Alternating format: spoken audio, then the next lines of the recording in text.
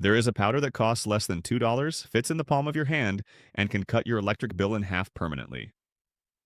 It is not a gadget. It is not a solar panel. It is not a subscription service or a government rebate program. It is a white crystalline compound that has been sitting on hardware store shelves for over a century, hiding in plain sight, doing a job that the energy industry has spent 50 years making sure you never discovered. In 1973, during the worst energy crisis in American history, a team of engineers at a federal research laboratory documented this compound's ability to reduce home heating and cooling costs by up to 47%. The report was filed, the data was verified, and then, quietly, without public announcement or scientific debate, the research was defunded, the program was dissolved, and the compound disappeared from every energy-saving guide published in the following decades. Not because it failed, because it worked too well. A material that eliminates half your energy bill cannot be metered, and what cannot be metered cannot generate monthly revenue for the companies that have built a $240 billion industry around your dependence on their machines. This is the story of the powder that the energy industry buried beneath your insulation, the compound that ancient builders used to keep palaces cool in desert heat, the material that federal engineers proved could transform any ordinary wall into a thermal battery, and the reason you have never heard of it until now. Welcome to Forbidden Camping. This is where we dig up what the industry buried. Let me take you back to where this all started, not to a laboratory, not to a government office, but to the desert. The year is approximately 3000 BC, and builders in ancient Egypt are facing a problem that no pharaoh's gold can solve. The Nile Valley bakes under temperatures that exceed 45 degrees Celsius in summer. Stone palaces absorb heat all day and radiate it back through the night, turning royal chambers into ovens. The workers who build these structures are dying from heat exhaustion. Something has to change. Egyptian architects discover something remarkable. When they mix a specific white mineral compound into their plaster and apply it to walls, the walls stay dramatically cooler. Not slightly cooler, dramatically cooler.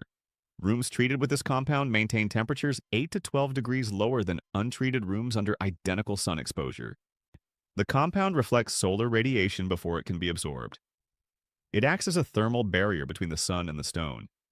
The compound is calcium carbonate, limestone powder, the same material that forms the White Cliffs of Dover, the same material that every hardware store in the world sells today for less than $2 per pound.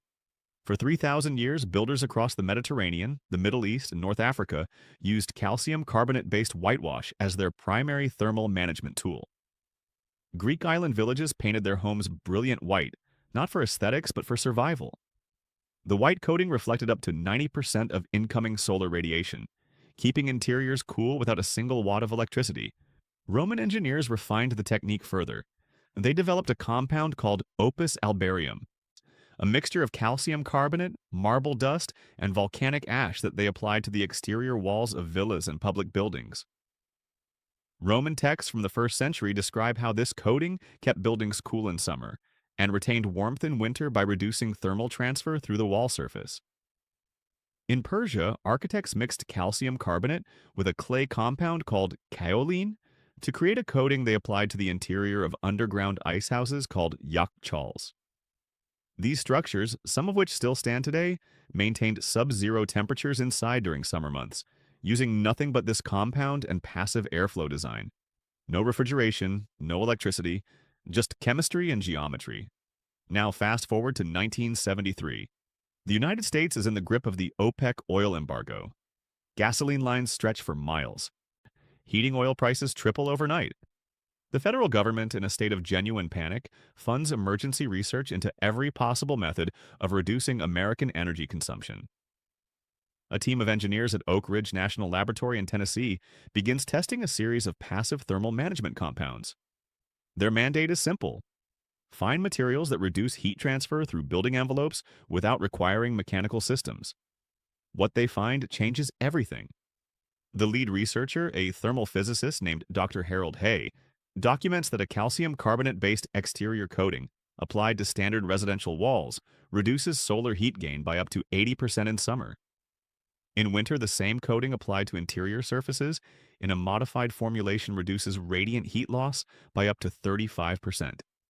The combined effect across a full year reduces total home heating and cooling energy consumption by between 40 and 47%. Dr. Hay files his report with the Department of Energy in 1974.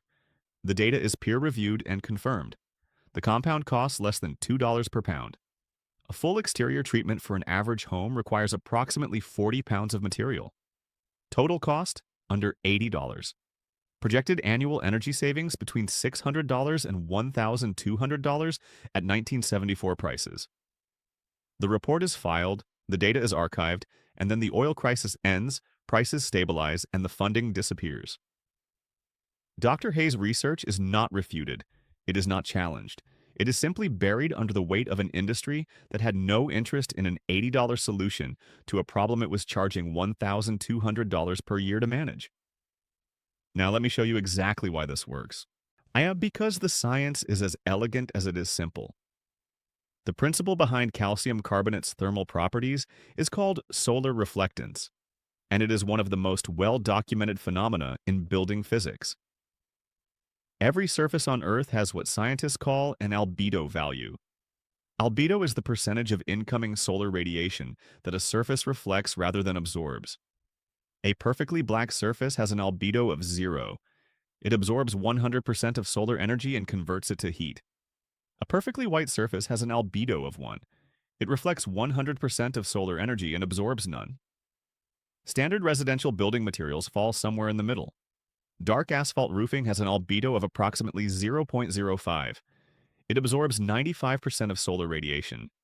Standard gray concrete has an albedo of about 0.30. Red brick sits around 0.25. These materials absorb enormous amounts of solar energy throughout the day, transferring that heat directly into your living space and forcing your air conditioning system to work continuously to compensate. Calcium carbonate in its pure powdered form has an albedo of between 0.85 and 0.93. It reflects up to 93% of incoming solar radiation before it can be absorbed by the wall beneath. But the thermal properties of calcium carbonate go beyond simple reflection. The compound has an exceptionally low thermal conductivity of approximately 2.7 watts per meter Kelvin. When calcium carbonate is mixed with specific binding agents and applied as a coating, it creates a thermal break layer that dramatically slows the transfer of heat through the wall in both directions. In summer, the coating reflects solar radiation and slows heat transfer inward. Your interior stays cooler. Your air conditioner runs less. Your bill drops. In winter, the same thermal break layer slows heat transfer outward. The warmth your heating system generates stays inside longer. Your furnace runs less. Your bill drops again. A study published in the journal Energy and Buildings in 2018 measured the thermal performance of calcium carbonate-based exterior coatings on residential buildings in 3 climate zones: hot, arid, temperate, and cold. The results were consistent across all 3 zones. Interior temperatures in treated buildings were between 4 and 9 degrees Celsius, lower in summer and between 2 and 5 degrees higher in winter, compared to untreated control buildings under identical conditions. A research team at Lawrence Berkeley National Laboratory calculated that if all residential buildings in the United States applied high albedo exterior coatings, the country would save approximately 10 billion kilowatt hours of electricity per year. That is enough to power 900,000 homes for 12 months.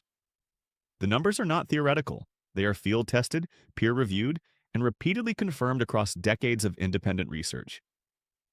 And yet, if you walk into any home improvement store today and ask an employee how to cut your electric bill in half with a $2 powder, they will look at you like you have lost your mind. So why is this not on every home in the world? Why did energy companies never tell you about it? Why does your utility provider send you tips about LED bulbs and smart thermostats, but never once mention a $2 coating that could cut your bill in half permanently? Follow the money. The global HVAC industry generates over $240 billion in annual revenue. That is not a typo. $240 billion every single year, selling you machines that consume electricity, require maintenance, breakdown, and need replacement every 10 to 15 years. The average American household spends between $1,500 and $2,500 per year on home heating and cooling. Multiply that by 130 million households, and you begin to see the architecture of dependence that the energy industry has spent 50 years constructing around you.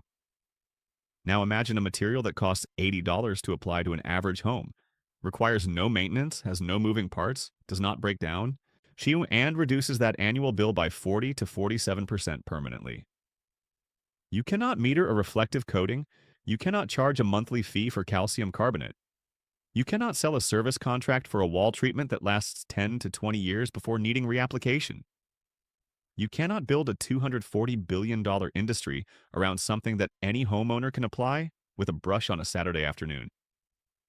The entire economic model of the energy industry depends on one thing: your belief that managing the temperature of your home requires complex, expensive, proprietary technology that only trained professionals can install and maintain.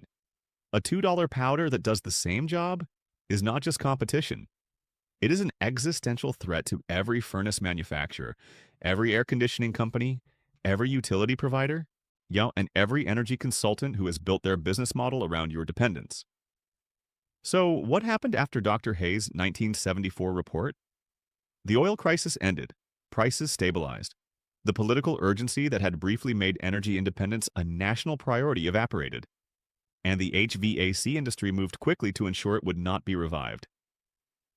Industry lobbying groups successfully argued that passive thermal management solutions were unproven and impractical for mainstream residential construction, despite the fact that Dr. Hayes' data showed exactly the opposite. Building codes in most American states were written or revised to require mechanical heating and cooling systems as the primary method of thermal management. University architecture and engineering programs, many of which received funding from HVAC industry foundations, quietly removed passive thermal management from their core curricula. By the 1990s, an entire generation of architects and contractors had graduated without ever learning that a wall coating could replace half the function of a $15,000 HVAC system. The knowledge did not disappear, it retreated into obscure academic journals, into the practices of a small community of passive house builders, into the memories of researchers who had seen the data and understood what it meant. Now here's where I need to stop and be direct with you. This is part 1 of a 2-part series.